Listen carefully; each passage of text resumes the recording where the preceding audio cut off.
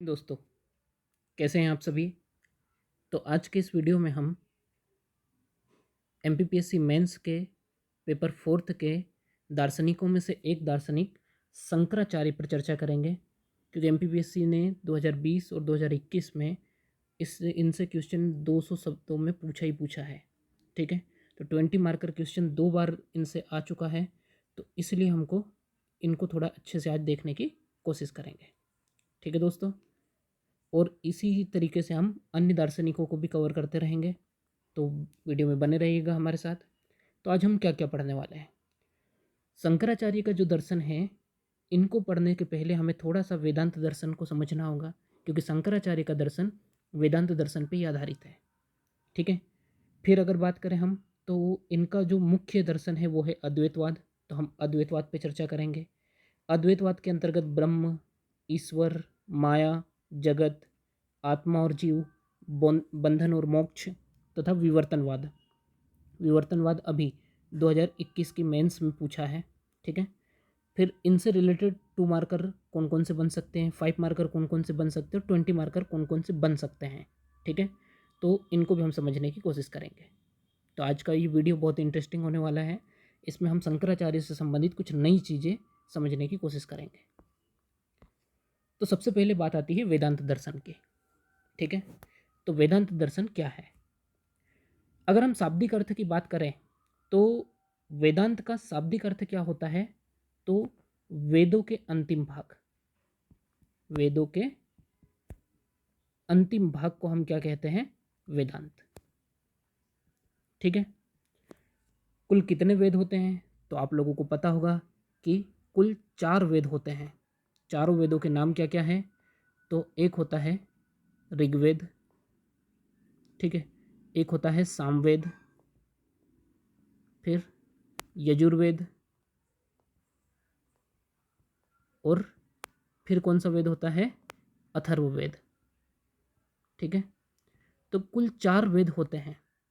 इन 4 वेदों को हम बात करें तो 2 भागों में बांट सकते हैं। तो वेदों के भागों को 2 भागों में बांट सकते हैं, एक होता है प्रारंभिक, एक होता है अंतिम। प्रारंभिक भाग की बात करें तो इनमें आती है संहिता और ब्राह्मण। संहिता और ब्राह्मण, संहिता और ब्राह्मण जो है ये वेदों के प्रारंभिक भाग हैं, और इनके अंतर्गत मुख्यतः कर्मकांड आते हैं। जो कर्मकांड से संबंधित चीज़ें हैं वो सारी की सारी इनमें शामिल होती है। तो इसमें मुख्यतः क्या आता है, कर्मकांड। और वेदों के अंतिम भाग की अगर बात करें तो वेदों के अंतिम भाग क्या होते हैं, आरण्यक और उपनिषद। वेदों के अंतिम भाग क्या होते हैं, आरण्यक और उपनिषद। तो वेदों को कुल 4 भागों में बांटा गया है, संहिता, ब्राह्मण, आरण्यक, उपनिषद। संहिता और ब्राह्मण जो है वो वेदों के प्रारंभिक भाग होते हैं, और आरण्यक और उपनिषद वेदों के अंतिम भाग होते हैं। संहिता और ब्राह्मण में क्या है, तो इनमें कर्मकांड मुख्य विषय है, और आरण्यक और उपनिषद में क्या है, तो इसमें दर्शन, भारतीय दर्शन की जनक ही यही है। इसमें दर्शन जो है वो मुख्य विषय है कि ब्रह्म क्या है, जीव क्या है, आत्मा क्या है। ठीक है, इसमें दर्शन से रिलेटेड चीज़ों पे चर्चा की गई है। अब अगर हम बात करें तो हमें मुख्यतः टारगेट किसको करना है, उपनिषद को, क्योंकि शंकराचार्य का जो दर्शन है, तो शंकराचार्य का जो दर्शन है वो मुख्यतः किस पे आधारित है, तो उपनिषदों पर आधारित है। ठीक है, अब उपनिषद क्या होता है, तो उपनिषद जो है 2 शब्दों से मिलकर बने हैं, उपधन्निषद। उप यानी समीप, यानी समीप बैठ कर लिखना। तो किसके समीप, गुरु के समीप। गुरु के समीप दार्शनिक विषयों पर जो लेख लिखे गए, ग्रंथ लिखे गए, उन्हीं को उपनिषद कहा गया। ठीक है, कुल 108 उपनिषद बताए जाते हैं। इनका मुख्य विषय क्या है, दार्शनिक, दर्शन शास्त्र से रिलेटेड भारतीय दर्शन के मूल स्रोत जो जड़ें हैं, वो जड़ें उपनिषद ही है। उपनिषद से ही भारत में दर्शन का विकास होता है। ठीक, अब उपनिषद जो है, उपनिषद की रचना जो है वो भिन्न भिन्न ऋषियों द्वारा की गई। उपनिषद की रचना भिन्न भिन्न ऋषियों द्वारा की गई। अब आप भी जानते हो इस बात को कि अगर रचना भिन्न भिन्न ऋषियों द्वारा की जाती है तो क्या होगा, हर ऋषि अपने हिसाब से अपने विचार व्यक्त करेंगे। तो इस वजह से क्या हो रहा था, समानता का अभाव आ गया। ठीक है, समानता नहीं रही। एक ऋषि कुछ और बात कह रहे हैं, ठीक है, दूसरे ऋषि कोई और बात कह रहे हैं। एक ऋषि उसी को इस अलग तरीके से समझा रहे हैं, तो दूसरे ऋषि कुछ और तरीका अपना रहे हैं। ठीक है, तो समानता का अभाव आ गया। तो इस समस्या को समाधान करने के लिए हमारे एक महान ऋषि हुए हैं जिनका नाम था बदरायण। तो बदरायण ने क्या किया, तो महर्षि बदरायण ने एक रचना की जिसे कहा जाता है ब्रह्मसूत्र। ठीक है, महर्षि बदरायण ने क्या किया, ब्रह्मसूत्र की रचना की। और ब्रह्मसूत्र की रचना का मुख्य उद्देश्य क्या था कि उपनिषदों की वजह से जो उपनिषदों में जो असमानता आ गई थी, जिसकी वजह से दर्शन में अनेक अलग नई नई विचारधारा और कुछ मतभेद दिखाई दे रहे थे, उनमें समानता स्थापित हो। ठीक है, तो ब्रह्मसूत्र की रचना की। ब्रह्मसूत्र के क्या विषय थे, तो एक मुख्य विषय था ब्रह्म। भाई नाम से ही लग रहा है ब्रह्मसूत्र है, तो ब्रह्म पे चर्चा की ही होगी। और उसमें क्या थे, छोटे छोटे सूत्रों में बात की गई थी। ठीक है, छोटी छोटी लाइनों में, छोटे छोटे सूत्रों में उन पे चर्चा की गई थी। अब होता क्या है कि इन्होंने जो ब्रह्मसूत्र की रचना की, जब उसकी व्याख्या अन्य ऋषियों द्वारा की गई, तो उसमें भी क्या हुआ कि अलग अलग तरीके से उनकी भाष्यकारों द्वारा भाष्य लिखा गया। ठीक है, यानी जब इनकी व्याख्या की गई किसकी, ब्रह्मसूत्र की, तो अलग अलग भाष्यकारों ने यहाँ पर विभिन्न भाष्यों की रचना की। तो इस वजह से क्या हुआ कि इसमें भी फिर असमानता आने लगी। और इसका परिणाम क्या हुआ, तो इसका परिणाम सामने आया कि बहुत सारे दर्शन दिखाई देने लगे। जैसे जैसे अगर हम बात करें तो एक दर्शन होता है अद्वैतवाद। अद्वैतवाद अद्वैतवाद इसके जनक कौन है, शंकराचार्य। ठीक है, फिर आपने एक सुना होगा विशिष्ट अद्वैतवाद। ठीक है, विशिष्ट अद्वैतवाद, इसके जनक कौन है, तो इनके जनक है रामानुजाचार्य या रामानुज। फिर एक होता है द्वैतवाद। द्वैतवाद के जनक कौन है, माधवाचार्य। फिर एक होता है निम्बका अपने द्वैताद्वैतवाद। द्वैताद्वैतवाद के जनक कौन है, निम्बकाचार्य।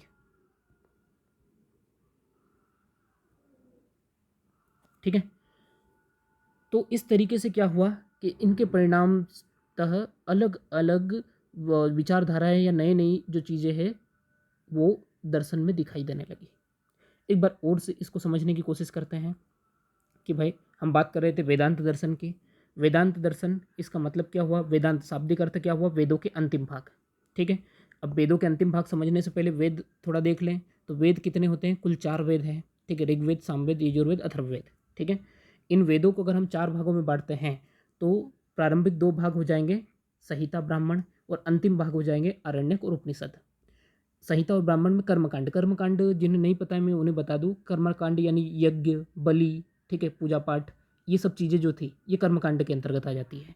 और आरण्यक, आरण्यक और उपनिषद जो है ये दर्शन पे बेस्ड है, यानी ये ज्ञान की बात करते हैं। ये कर्मकांड से मोक्ष की बात नहीं करते हैं।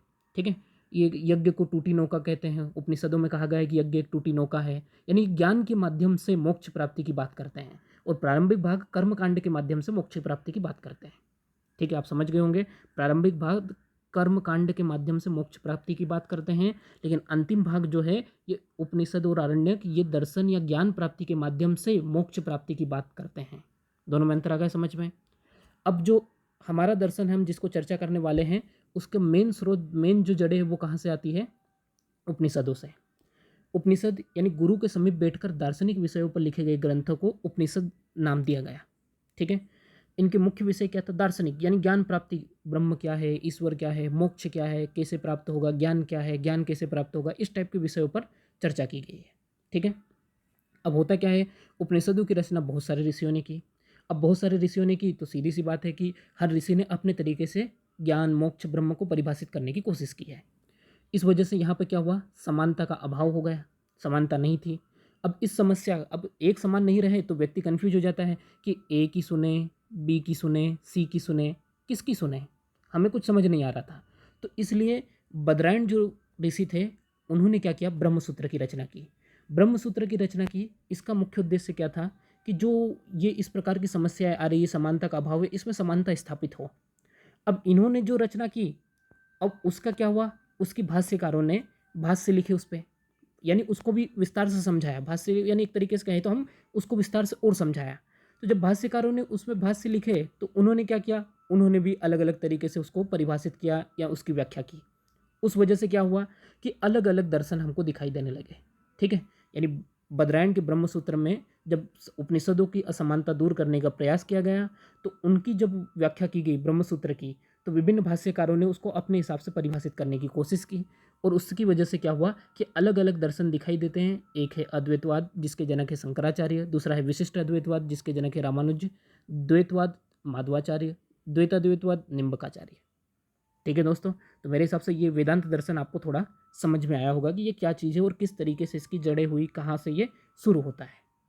ठीक है, अब हम बात करते हैं, क्योंकि हमें विशिष्ट अद्वैतवाद नहीं पढ़ना है, द्वैतवाद नहीं पढ़ना है, द्वैताद्वैतवाद नहीं पढ़ना है, क्योंकि हमारे सिलेबस में ये चीज़ें नहीं है।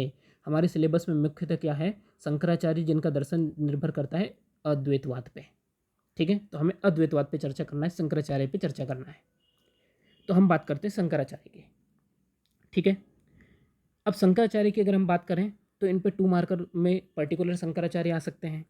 तो 2 मार्कर में हम क्या क्या लिख सकते हैं, तो हमारे पास बहुत ज़्यादा मैटर है, इसमें आप काट छट करके अपने हिसाब से बहुत सारी नई नई चीज़ें ऐड कर सकते हैं। ठीक है, तो सबसे पहले बात हम करते हैं कि थ्रू 2 मार्कर में क्या क्या लिख सकते हैं। तो इनके बारे में हम लिख सकते हैं थोड़ा सा इसका प्रस्तावना। आपको अगर शंकराचार्य से रिलेटेड कहीं पे भी कुछ क्वेश्चन आ जाए तो आप प्रस्तावना के तौर पे ये जो सामने लिखी चीज़ें हैं इसको यूज़ कर सकते हैं। जैसे शंकराचार्य अद्वैत वेदांत के प्रणेता थे, संस्कृत के विद्वान थे, उपनिषद व्याख्याता थे, क्योंकि अभी अपन ने देखा कि अद्वैतवाद मुख्यतः कहाँ से, उपनिषदों से ही तो शुरू हुआ है। हिंदू धर्म प्रचारक थे, बिल्कुल थे। भारत की सांस्कृतिक एकता के जनक भी थे। तो ये इनमें से हम कुछ क्रीमी मटेरियल के रूप में आप प्रस्तावना में यूज़ कर सकते हैं। मैं आपको इतना मैटर दे दूंगा कि आप प्रस्तावना में बहुत अच्छे से उसको यूज़ कर सको। इनके गुरु का नाम क्या था, तो आचार्य गोविंद भगवतोत्पाद। ये नर्मदा किनारे इन्होंने शंकराचार्य को दीक्षा दी थी। इनकी रचनाएं हम लिख सकते हैं, तत्वबोध, आत्मबोध, 10 श्लोकी, आनंद लहरी, सौंदर्य लहरी, ये इनकी रचनाएं हैं। अब कोई सी भी रचना को आप 2 मार्कर के हिसाब से यहाँ पे लिख सकते हैं। इनका जन्म 1788 में कालडी केरल में हुआ था। मृत्यु 820 AD में कहाँ पे हुई थी, 32 वर्ष की उम्र में हुई थी। देखो, जन्म और मृत्यु अगर आप नहीं भी लिखते हो कोई फ़र्क नहीं पड़ता है, क्योंकि चेकर मुख्यतः इनको क्यों जाना जाता है उस पर फोकस करता है। तो आपको ये ऊपर के मैटर जो दिया गया है, इनकी रचनाएं, इनके गुरु या ये कौन थे, इस पे लिखने पे ज़्यादा फोकस करना चाहिए। जन्म मृत्यु जब आपको कुछ नहीं याद है तो फिर आप इनका यूज़ कर सकते हो, वैसे कोई ये काम की नहीं है। कभी ना तो प्रीलिम्स में पूछा जाएगा और ना ही मेंस में पूछा जाएगा कि इनका जन्म कब हुआ, कब इनकी मृत्यु हुई। ठीक है, इनके जो 4 मठ हैं, इन्होंने 4 मठों, सांस्कृतिक एकता की स्थापना हेतु भारत में 4 मठों की स्थापना की। यहाँ से क्वेश्चन बन सकता है, ये 2 मार्कर में पूछे जा सकते हैं कि इन्होंने कौन कौन से मठों की स्थापना की थी। ठीक है, तो एक ज्योतिर्मठ है जो है बद्रीनाथ उत्तराखंड में है, एक शारदा मठ है जो कहाँ पे है, द्वारका गुजरात में है, एक गोवर्धन मठ है जो कहाँ पे, पूरी उड़ीसा यहाँ पर है, एक श्रृंगेरी कर्नाटक के चिकमंगलूर में है। तो ये 4 मठ जो है जो इन्होंने स्थापना की है। ठीक है, इससे भी क्वेश्चन आ सकता है, तो इसको थोड़ा आप लोग देख लीजिएगा। ठीक है दोस्तों, अब बात करते हैं मुख्यतः इनके दर्शन यानी अद्वैत वेदांत की, कि अद्वैत वेदांत है क्या। ठीक है, अद्वैतवाद है क्या। तो अद्वैतवाद पे हम चर्चा करते हैं।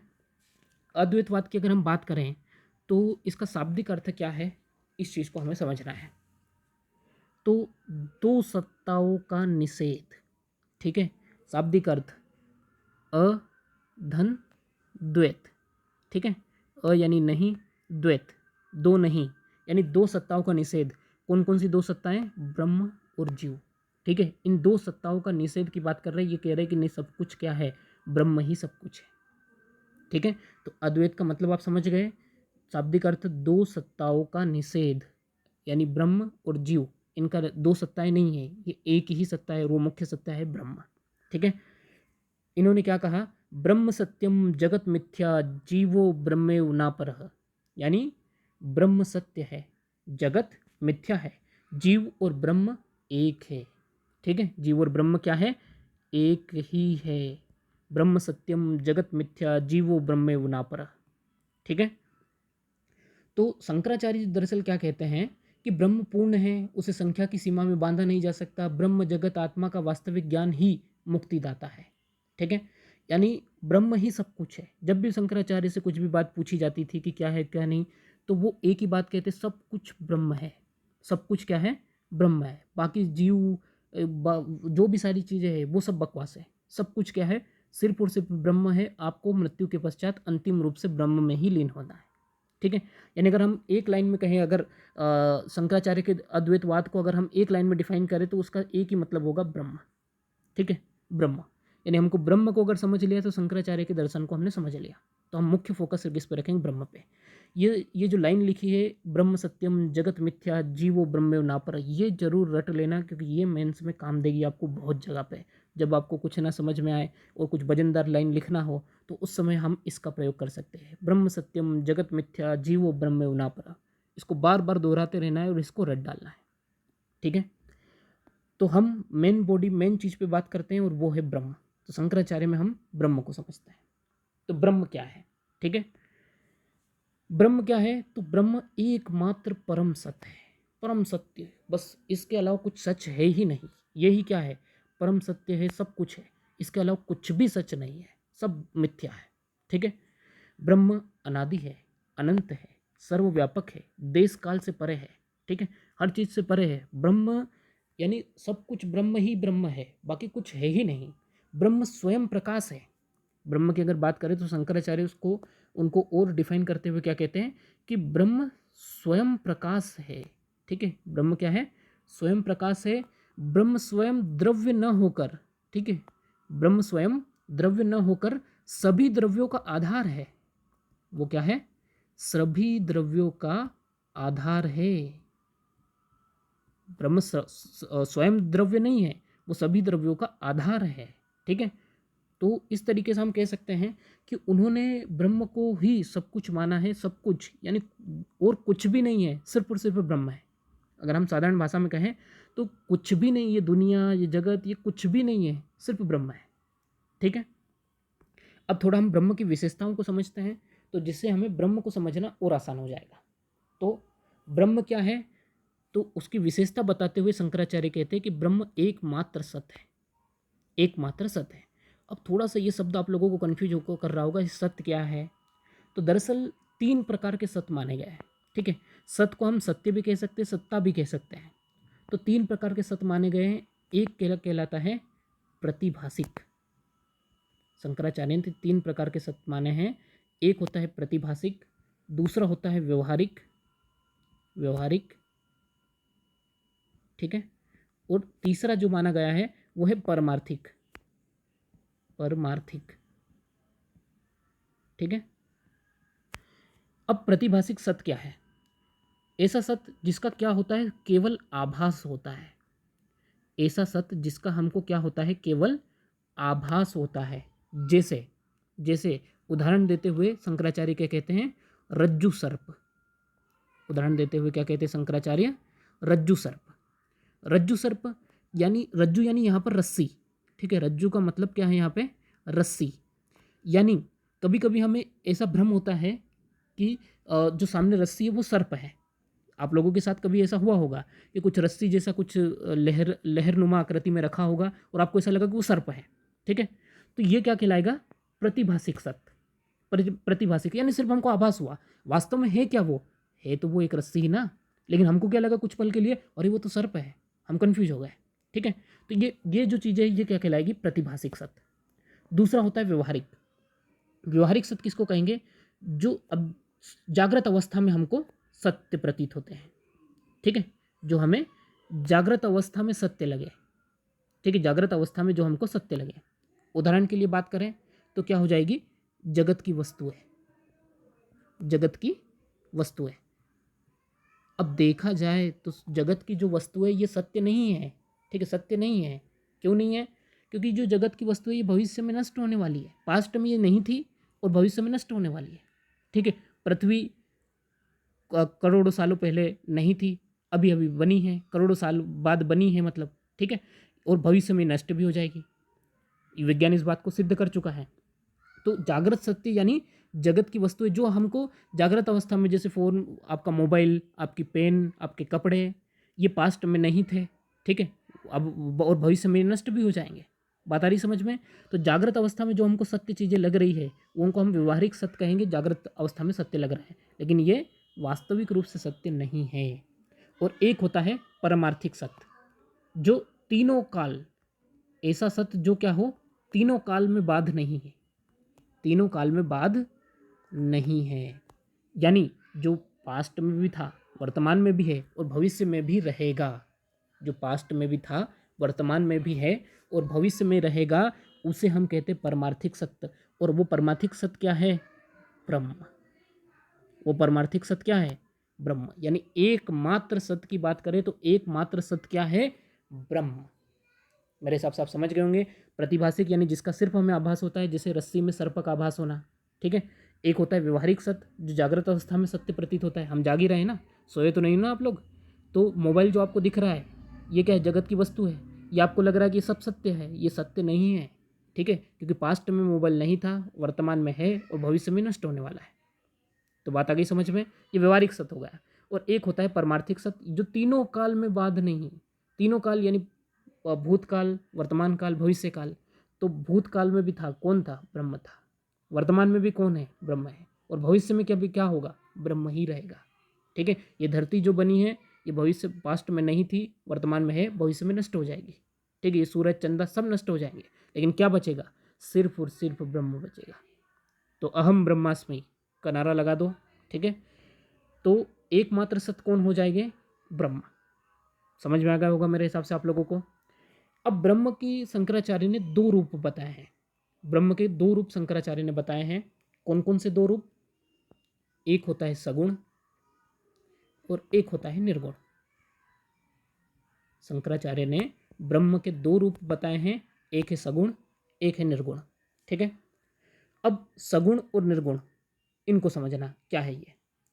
तो अगर आप लोगों ने अभी जस्ट हमने देखा प्रतिभाषिक, व्यवहारिक और परमार्थिक। तो अगर आप देखोगे कहाँ पे? परमार्थिक स्तर पर, ठीक है, बात कर रहे हैं हम किसकी? परमार्थिक स्तर की। तो परमार्थिक स्तर पर अगर आप देखोगे तो आपको सिर्फ और सिर्फ क्या लगेगा? ब्रह्म ही दिखेगा, ठीक है। और ब्रह्म क्या है? निर्गुण है। ब्रह्म क्या है? निर्गुण है। यानी उपनिषदों में कहा गया है कि भाई ब्रह्म को हम परिभाषित कर ही नहीं सकते।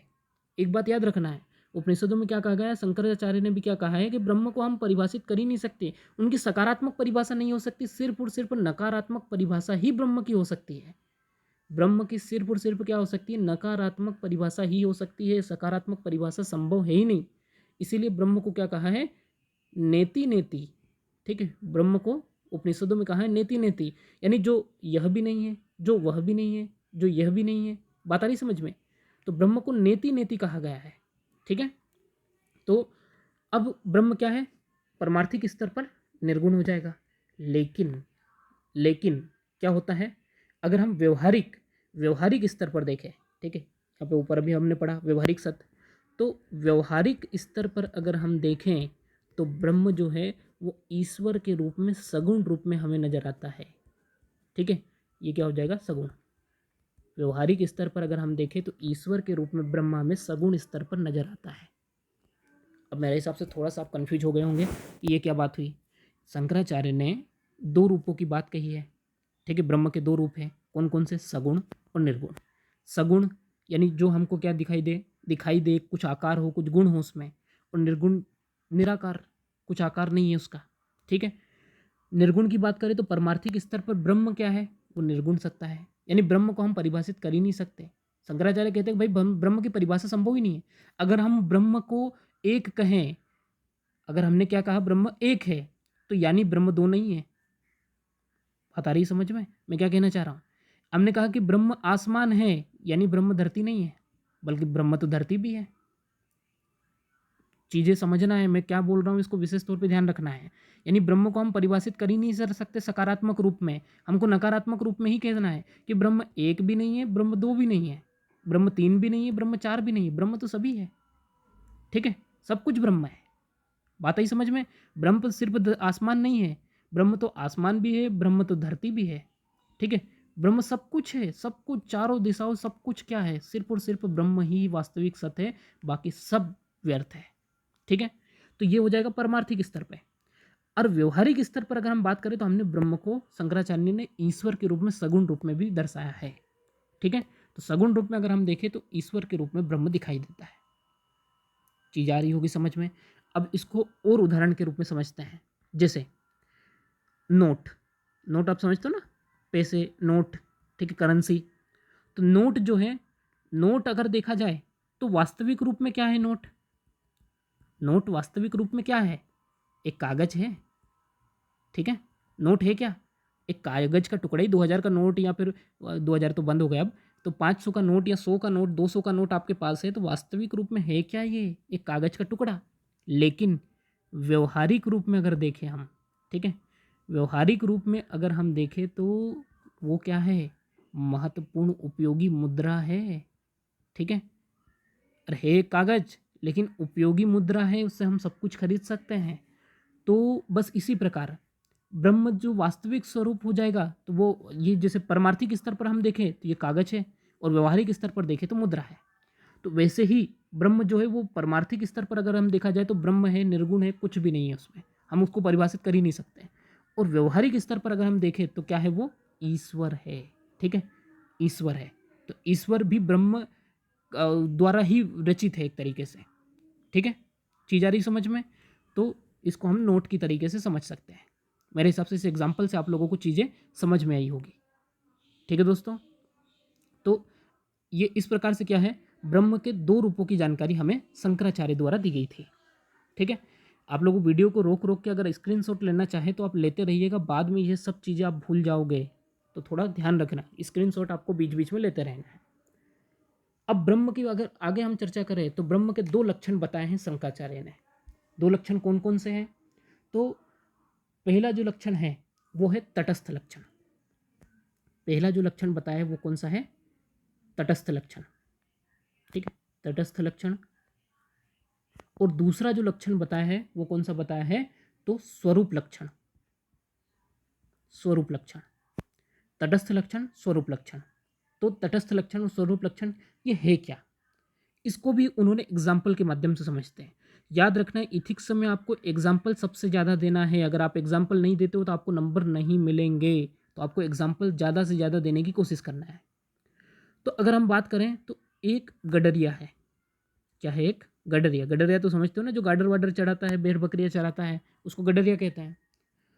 तो अगर हम गडरिया की बात करें, उसको कह दें कि भाई तू राजा की एक्टिंग कर। गडरिया को अगर हमने कह दिया कि भैया तू क्या कर, राजा का अभिनय कर।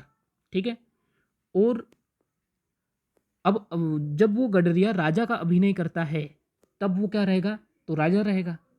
और जब गडरिया नॉर्मल है तो वो क्या रहेगा? है तो एक गडरिया ही ना। भाई राजा की एक्टिंग करने मात्र से वो राजा थोड़ी बन जाएगा। बात आई ना समझ में, कि किसी गडरिये को हमने राजा की अभिनय करने को, एक्टिंग करने को कहा, तो एक्टिंग करने मात्र से वो राजा बन जाएगा क्या? नहीं, वो वास्तविक रूप में है क्या? एक गडरिया ही है। तो उस समय जब वो राजा का अभिनय कर रहा था, ये उसका कौन सा लक्षण है? तटस्थ लक्षण। और स्वरूप में, वास्तविक रूप में वो है क्या? एक गडरिया ही है ना। तो चीज़ें ही समझ में। तो दो लक्षण बताए हैं ब्रह्म के, दो लक्षण बताए हैं ब्रह्म के, एक है तटस्थ, एक है स्वरूप। तो स्वरूप के लक्षण की अगर हम बात करें तो स्वरूप लक्षण में ब्रह्म क्या है? तो ब्रह्म ब्रह्म है, जो हमने ऊपर बताया कि वो जिसको हम नेति नेति कहते हैं वो ब्रह्म है। और तटस्थ रूप से अगर बात करें तो ईश्वर। तटस्थ रूप से ब्रह्म क्या है? ईश्वर है। यानी ब्रह्म क्या है कि एक राजा के रूप में एक अभिनय हो रहा है, एक ब्रह्म का अभिनय हो रहा है। किसके माध्यम से? ईश्वर के माध्यम से। ठीक है, पर ईश्वर ब्रह्म नहीं है, ईश्वर सर्वोच्च नहीं है, ये बात ध्यान रखना है। सर्वोच्च क्या है? ब्रह्म है। शंकराचार्य ब्रह्म को ही सब कुछ मानते, वो ईश्वर को मान ही नहीं रहे हैं। बात आ रही समझ में ना। ईश्वर है लेकिन ब्रह्म, ब्रह्म जो है ब्रह्म की एक नकल है। वो क्या कर रहे हैं? अभिनय कर रहा है। ईश्वर क्या कर रहा है? ब्रह्म का अभिनय कर रहा है, वास्तविक रूप से वो ब्रह्म नहीं है। ठीक है, तो मेरे हिसाब से ब्रह्म के दो लक्षण आप समझ चुके होंगे। भाई हो सकता है वो मेंस में पूछ ले कि ब्रह्म के लक्षण लिखिए। तटस्थ, स्वरूप। तटस्थ गडरिये के एग्जाम्पल के माध्यम से पहले हमको समझाना है। ठीक है, कि क्या है तो जब वो राजा का अभिनय करे गडरिया तब वो तटस्थ हो जाएगा, और जब उसका स्वरूप क्या है वास्तविक रूप से, एक गडरिया ही है वो। इसी प्रकार ब्रह्म क्या है, तटस्थ रूप में ईश्वर है और स्वरूप के रूप में तो ब्रह्म ब्रह्म है। ठीक है, तो मेरे हिसाब से ये चीज़ आ गई आप लोगों को समझ में। तो ये थे अपने ब्रह्म के दो लक्षण। अब हम आगे चर्चा करते हैं, तो आगे हम विस्तार से बात करते हैं उसके भेदों से परे, अगली विशेषता की ओर। अगली विशेषता क्या है, ब्रह्म भेदों से परे है। ठीक है, अब भेदों से परे यानी भेद, भेद के माध्यम से हम किसी को जान सकते हैं। जैसे एक होता है जैसे सजातीय भेद। सजातीय भेद यानी एक ही जाति, जैसे मान लो कि दो गायें हैं, दो गायों के बीच में अगर अंतर करें हम, एक काली हो सकती है, एक भूरे कलर की हो सकती है, अलग अलग तरह की गायें होती है, तो सजातीय हो जाएगी। एक विजातीय यानी हम एक प्रजाति की दूसरी प्रजातियों में भेद करें। बात आ रही समझ में।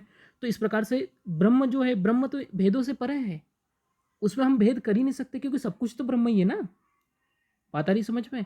आप अपनी एक आंख में भेद नहीं कर सकते, दोनों आंखों में भेद कर सकते। हो सकता है एक आंख में आपका कोई तिल हो, दूसरी आंख में ना हो, एक आंख थोड़ी लाल हो, दूसरी ना हो, हम दो आंखों में भेद कर सकते हो, पर एक ही आंख में क्या भेद करेंगे हम। एक ही आंख में कहें कि आपको इसी आंख में भेद करना है, इसी आंख में अंतर निकालना है, तो अंतर निकालने के लिए हमें दो चीज़ें चाहिए ना।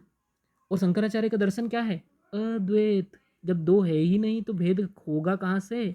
हमको अंतर करने के लिए दो चीज़ें चाहिए ना, दो है ही नहीं, एक ही है, तो एक में कहाँ से अंतर करोगे। तो इसीलिए ब्रह्म क्या है, ब्रह्म भेदों से परे है। ठीक है, तो चीज़ आ गई समझ में। दूसरी बात, ब्रह्म क्या है, अज्ञेय है। अरे जब भेदों से परे है ब्रह्म, तो ब्रह्म अज्ञेय ही होगा ना। अज्ञेय यानी जिसके बारे में कुछ जाना ही ना जा सके, क्योंकि सब कुछ तो ब्रह्म ही है ना। ब्रह्म अज्ञेय है। ठीक है, इसको और विस्तार से समझते हैं। ब्रह्म क्या है, वो समस्त भेदों और देश काल से परे है। ब्रह्म सभी भेदों, देश, काल, इन सब से क्या है, परे है। ठीक है, परिणामतः अपरिभाषेय है, अवर्णनीय है, अनिर्वचनीय है। ठीक है, यानी हम उनके बारे में उसको ना तो परिभाषित कर सकते हैं, ना उनका वर्णन कर सकते हैं, ना उसके बारे में कुछ कह सकते हैं। क्यों, क्योंकि सब कुछ ब्रह्म है। अभी हमने समझा कि उस ब्रह्म को एक भी नहीं कह सकते, क्योंकि अगर हमने एक कह दिया यानी ब्रह्म दो नहीं है, ब्रह्म तीन नहीं है। बात आ रही ना समझ में। तो हम ब्रह्म को परिभाषित कर ही नहीं सकते, क्योंकि सब कुछ ही ब्रह्म है, एक दो तीन सभी तो ब्रह्म है। ठीक है, तो दूसरी बात, ब्रह्म का नकारात्मक वर्णन ही संभव है। ठीक है, ब्रह्म उपनिषदों में ब्रह्म को नेति नेति कहा है। मैंने अभी आप लोगों को समझाया है कि ब्रह्म को नेति नेति ही कहा है। ठीक है, अब बात करें हम ब्रह्म अपरोक्षानुभूति। ब्रह्म अपरोक्षानुभूति, इसमें ब्रह्म को बुद्धि एवं इंद्रियों से नहीं जान सकते। और हमें किसी चीज़ की अनुभूति, जैसे फॉर एग्जांपल के लिए हवा के स्पर्श से हमको महसूस होता है कि हवा चल रही है। ठीक है, बात आ रही समझ में। कोई चीज़ कड़वी या मीठी क्यों लगती है, हमारी जो जुबान होती है वो क्या करती है, उसको टेस्ट करती है, ये चीज़ कड़वी है मीठी है। यानी हमें इंद्रियों के माध्यम से हमें किसी भी चीज़ की अनुभूति होती है। हम आंखों के माध्यम से देखते हैं, स्वाद लेते हैं, सूंघते हैं। ठीक है, स्किन बॉडी के माध्यम से टच करते हैं, तो हमारे सेंस ऑर्गन के माध्यम से हमें भी किसी चीज़ की अनुभूति होती है। लेकिन ब्रह्म की अनुभूति बुद्धि से और इंद्रियों से संभव नहीं है। ठीक है, बुद्धि और इंद्रियों से हम ब्रह्म को महसूस नहीं कर सकते।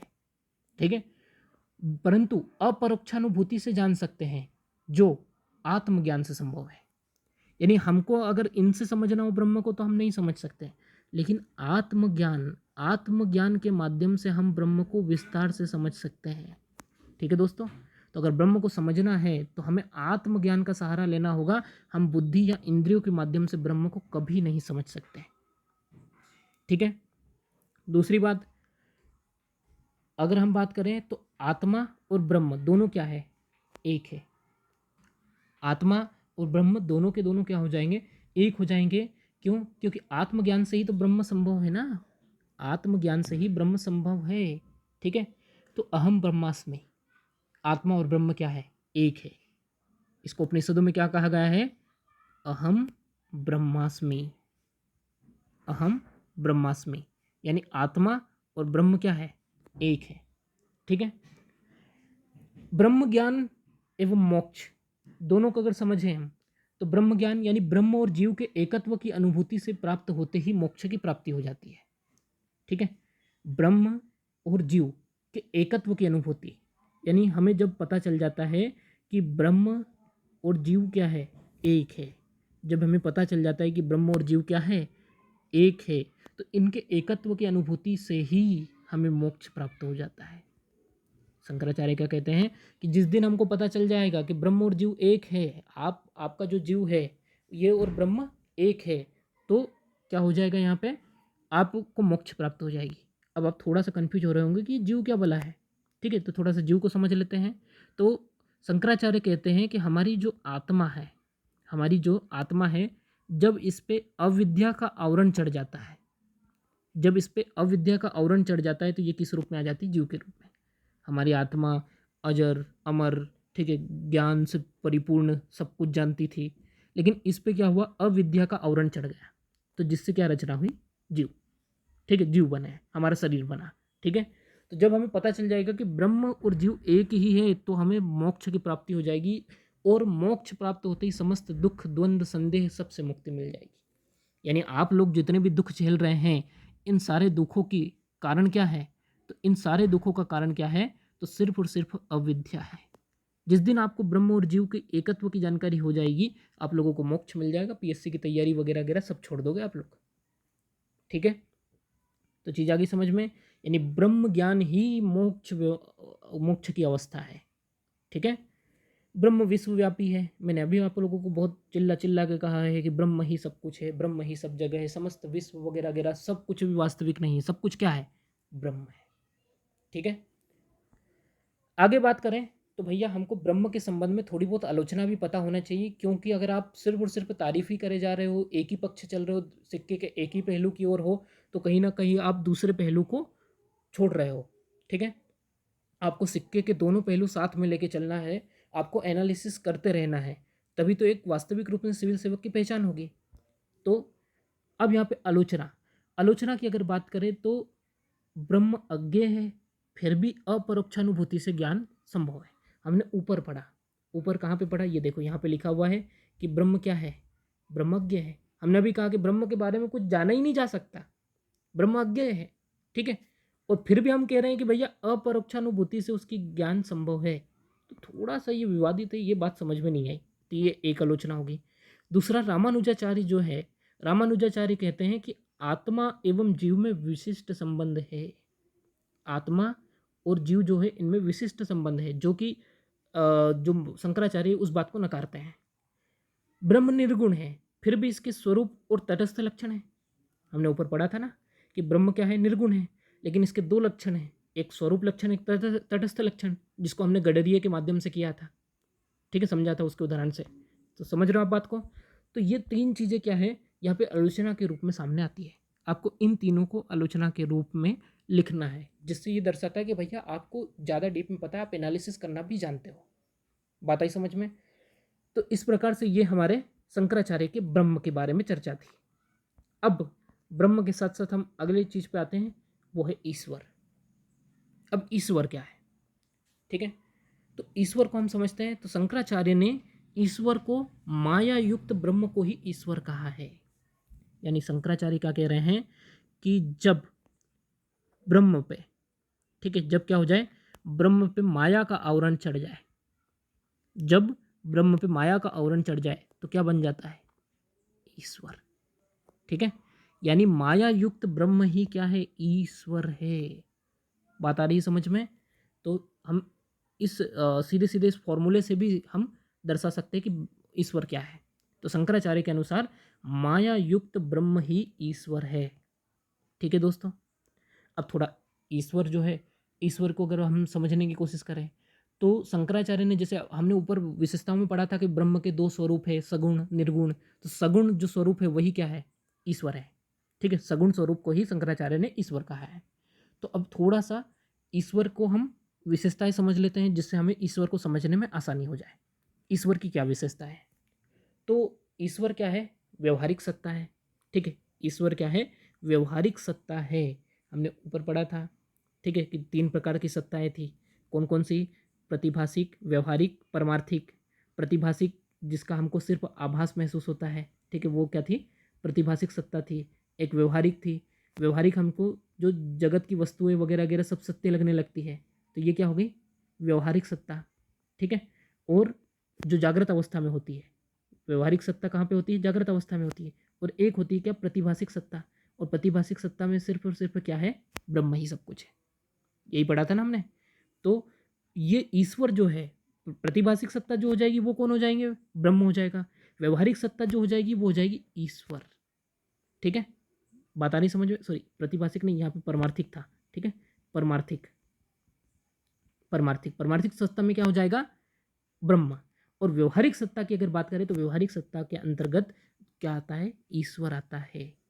चीज आई समझ में कि ईश्वर क्या है? तो ब्रह्म की व्यवहारिक सत्ता ही ईश्वर है। जो हमें जागृत अवस्था में लग रहा है कि ईश्वर ही सब कुछ है, ईश्वर ही सब कुछ है, लेकिन हम जब ब्रह्म ज्ञान हो जाएगा तब हमें लगेगा कि नहीं, ईश्वर तो क्या है? माया युक्त ब्रह्म है। वास्तविकता क्या है? सब कुछ ब्रह्म ही है। चीज आ रही समझ में? तो ईश्वर क्या है? तो व्यवहारिक सत्ता है। ठीक, थोड़ा यहाँ पे याद रखना है कि थोड़ी लैंग्वेज यहाँ पे टफ है, क्योंकि टर्मिनोलॉजी थोड़ी टफ है यहाँ पे। उसको समझने के लिए आपको कम से कम 2 बार इस वीडियो को देखना पड़ेगा। ये जैसे प्रतिभाषिक, व्यवहारिक, परमार्थिक सत्ता ये क्या है, इन टाइप की चीज़ों को आपको लिखते चलना है, जिससे क्या रहेगा कि वो टर्मिनोलॉजी एक बार समझ में आ गई आप लोगों को तो आप लोग इसको बहुत अच्छे से डील कर लोगे। ठीक है, पर टर्मिनोलॉजी अगर नहीं समझ में आई तो आप लोगों के लिए दिक्कत होगी। ठीक है, अब बात करते हैं हम अगली विशेषता की। तो ब्रह्म क्या है? उत्पत्ति करता है, पालन करता है, संहार करता है। सॉरी, ईश्वर ईश्वर क्या है? उत्पत्ति करता है, पालन करता है, संहार करता है। भाई ईश्वर ने क्या की है? पृथ्वी की रचना की है। ईश्वर ही क्या करता है? पालता है। और ईश्वर ही भविष्य में पृथ्वी का संहार करेगा। हम पढ़ते हैं कि नहीं, प्रलय के माध्यम से ईश्वर ही क्या करेंगे? संहार करेंगे। ठीक है, समझ रहे हो बात को? ब्रह्मा जी ने उत्पत्ति की है, विष्णु जी पालते हैं, शिव जी संहार करेंगे। ठीक है, तो उस उत्पत्ति करता, पालन करता और संहार करता कौन है? ईश्वर है। ठीक, विश्वातीत एवं विश्वव्यापी, ईश्वर दोनों हैं, विश्वातीत भी है और विश्वव्यापी भी है। ईश्वर विश्वातीत भी है, विश्वव्यापी भी है। अब आपको समझ में नहीं आ रहा होगा ये विश्वातीत क्या है, विश्वव्यापी क्या है, इसको साधारण एक एग्जाम्पल के माध्यम से समझते हैं। जैसे अगर हम बात करें एक तालाब में कमल की, तालाब में क्या है? एक कमल है। ठीक है, तालाब में क्या है? कमल है। अब कमल की बात करें तो वो तालाब में है, जैसे ये मान लेते हैं अपन तालाब। ठीक है, और ये मान लेते हैं कि ये हो जाएगा अपना कमल। ठीक है, तो ये कमल जैसा भी बना हुआ समझ जाओ। अब ये जो तालाब है, इस तालाब में, इस तालाब के इतने से हिस्से में कमल है, तालाब के इतने से हिस्से में कमल है। ठीक है, तालाब में है, लेकिन तालाब से अलग भी है। भाई तालाब, ये जो कीचड़ है ये, तो यहाँ पे देखो तालाब से ऊपर है, ये अलग भी दिख रहा है, तालाब अलग है, कमल अलग है, पर तालाब में कमल है, पर तालाब ही कमल नहीं है। मतलब बात आप समझ रहे हो कि तालाब में कमल है, लेकिन तालाब ही कमल नहीं है। तालाब और कमल अलग अलग चीज़ें हैं, दोनों अलग अलग चीज़ें। तालाब में कमल है, लेकिन तालाब और कमल दोनों अलग अलग चीज़ें हैं। मेरे हिसाब से इस एग्जाम्पल से आप समझ रहे होगे कि ईश्वर क्या विश्व में भी है, विश्वव्यापी भी है। ठीक है, यानी विश्व में भी है, विश्व से अलग भी है, उसका एक अस्तित्व है। ठीक है, जैसे कमल जो है वो तालाब में है, लेकिन तालाब से अलग भी है। ऐसा थोड़ी है कि तालाब ही कमल है और कमल ही तालाब है। तालाब अलग है, कमल अलग है, लेकिन तालाब है कहाँ, कमल है कहाँ पे? तो तालाब में है। ठीक है, बात आ रही समझ में? इसको थोड़ा सा आप मनन करोगे तो वो चीज़ और इजीली समझ में आ जाएगी। दूसरी बात, ईश्वर क्या करता है? लीला के लिए सृष्टि करते रहते हैं। कृष्ण जी की लीला है तो आप लोग समझते ही हो। तो ईश्वर क्या करते हैं? लीला के लिए लगातार सृष्टि करते रहते हैं। ईश्वर सगुण है, हम लोग बिल्कुल पढ़ते हैं। ईश्वर साकार है, ईश्वर सर्वज्ञ है, ईश्वर सर्वशक्तिमान है, सर्वव्यापक है, स्वतंत्र है। आप सभी इस बात से परिचित हैं। ठीक है, ईश्वर पे कोई बंधन थोड़ी, ईश्वर क्या है? स्वतंत्र है। ठीक है, ईश्वर माया युक्त है। हमने पढ़ा था कि माया युक्त ब्रह्म ही क्या कहला रहा है? ईश्वर कहलाता है। ईश्वर क्या है? कर्म फलदाता है। आप जैसा कर्म करोगे ईश्वर क्या करेगा? वैसा फल आप लोगों को देगा। ठीक है, अवतार ग्रहण, समय समय पर ईश्वर क्या करते रहते हैं? अवतार ग्रहण करते रहते हैं। भक्ति का केंद्र है क्या? हम किसकी भक्ति करते हैं? ईश्वर की तो भक्ति करते हैं ना हम। चीज आ रही ना समझ में? तो ये ईश्वर की कुछ विशेषताएं जिससे शंकराचार्य के अनुसार ईश्वर क्या है उसको समझने में आप लोगों को आसानी होगी। ठीक है दोस्तों, तो मेरे हिसाब से इस चीज़ को आप ईश्वर को समझ पाए होंगे। फिर भी आप लोगों को कोई चीज़ नहीं समझ में आई, कोई शब्द आप लोगों को टफ लगा, हो सकता है मैं उसको एक्सप्लेन करना भूल गया हूँ या अच्छे से नहीं कर पाया, तो आप लोगों को कमेंट बॉक्स में लिखना है। मैं उस शब्द को और अच्छे से डील करूँगा और अच्छे से आप लोगों को समझाऊंगा। ठीक है, मैं हर किसी का कमेंट चेक करता हूँ। तो आप लोगों को कमेंट बॉक्स में कुछ चीज़ें आपकी विचार व्यक्त करना हो तो आप कर सकते हैं, ठीक है। अब बात करते हैं माया की। माया क्या है, क्योंकि बार बार हमने अभी ऊपर पढ़ा कि माया युक्त ब्रह्म ही क्या है, ईश्वर है। तो थोड़ा सा हम माया की बात करते हैं, तो मैडम माया है क्या, ठीक है। तो माया को अगर हम समझें तो माया का एक साधारण अर्थ क्या है, यया मोहितम जगत, यानी कि अर्थ अगर देखें तो क्या है, जो मोहित करे वही माया है। जो क्या करे, मोहित करे वही माया है। कितनी अच्छी परिभाषा है, यया मोहितम जगत, जगत को मोहित करने वाली ही क्या कहलाती है, माया कहलाती है। जैसे माया ईश्वर रूपी जादूगर का जादू है। ईश्वर क्या करता है, इसी जादू के माध्यम से, तो माया के माध्यम से ही तो सारी लीलाएं करता है ईश्वर, ठीक है। सब कुछ क्या है, माया का ही तो खेल है। हम क्या चाहते हैं ईश्वर से, माया ही तो चाहते हैं, धन दौलत पैसा, ठीक है। यही सब चीज़ें माया के अंतर्गत आ जाएगी। हम क्या चाहते हैं, उपभोक्ता, जितना भी उपभोग की उपभोक्तावादी संस्कृति, जो भी चीज़ें हैं, भौतिक वस्तुएं हैं, ये सब क्या है, माया ही तो है। इसी के चक्कर में तो हम पीएससी की तैयारी भी कर रहे हैं। अरे भाई, माया के चक्कर में तो पीएससी की तैयारी कर रहे हैं। अब माया दो तरीके की हो जाएगी, कोई आपकी फीमेल फ्रेंड भी जो रहेगी वो माया हो सकती है, लेकिन हम माया की बात कर रहे हैं वो धन दौलत पैसा भौतिक वस्तुएं, इन माया की बात कर रहे हैं, ठीक है। वो जो माया है वो आपकी पर्टिकुलर माया हो सकती है, ठीक। तो अब माया जो है, माया ईश्वर की रहस्यमय शक्ति है जिससे वह जगत की उत्पत्ति करता है, ठीक है।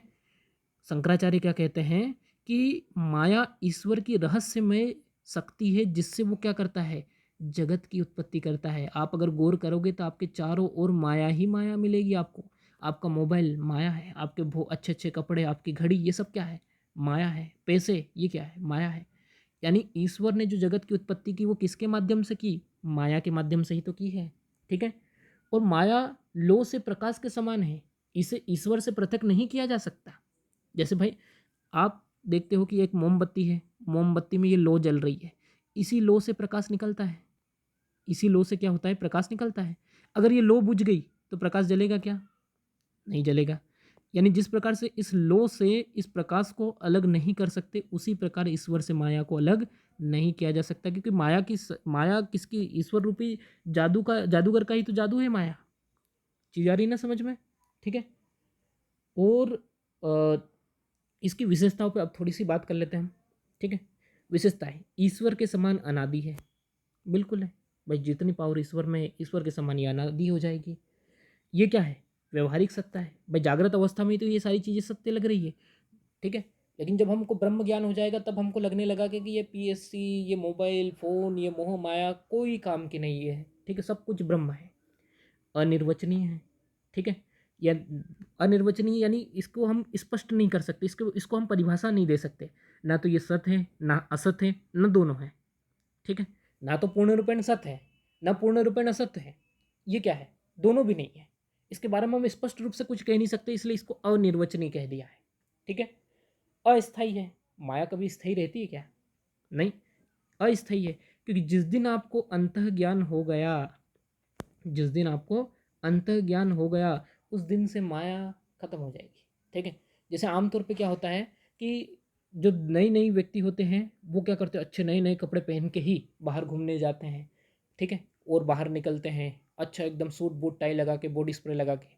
लेकिन आप कॉम्पिटिटिव एग्जाम वाले बच्चों की तैयारी करने वाले बच्चों को अगर आप देखोगे तो नाइट पेंट और एक टी शर्ट में ही नजर आते हैं, ठीक है। सिर्फ एक लोअर पहन लेंगे, ठीक है, और एक क्या रहेगा, टी शर्ट, उसी टी शर्ट और लोअर में ही वो नजर आते रहते हैं, ठीक है। और लाइब्रेरी जाना है कंफर्टेबल, यानी आप धीरे धीरे क्या होता है, पहले आप एकदम फैशन वाले कपड़ों की ओर चलते हो, फिर धीरे धीरे आप कंफर्ट जोन में आ जाते हो कि जो जिससे हमको कंफर्ट लगे, हमको ऐसे कपड़े चाहिए। हमको नहीं चाहिए खूब भड़कीले कपड़े या बहुत चमकदार या बहुत अच्छे कपड़े, हमको ऐसे चाहिए जिसमें हम कंफर्ट फील करें, ठीक है।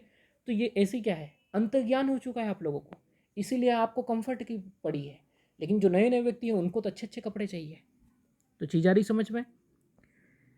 तो माया, अब माया के बारे में शंकराचार्य कहते हैं कि माया के पास दो शक्तियां हैं, एक होती है आवरण शक्ति, दूसरी होती है विक्षेप शक्ति, ठीक है। माया की दो शक्तियां हैं। आवरण, नाम से ही लग रहा है, आवरण यानी किसी के ऊपर आवरण चढ़ा देना।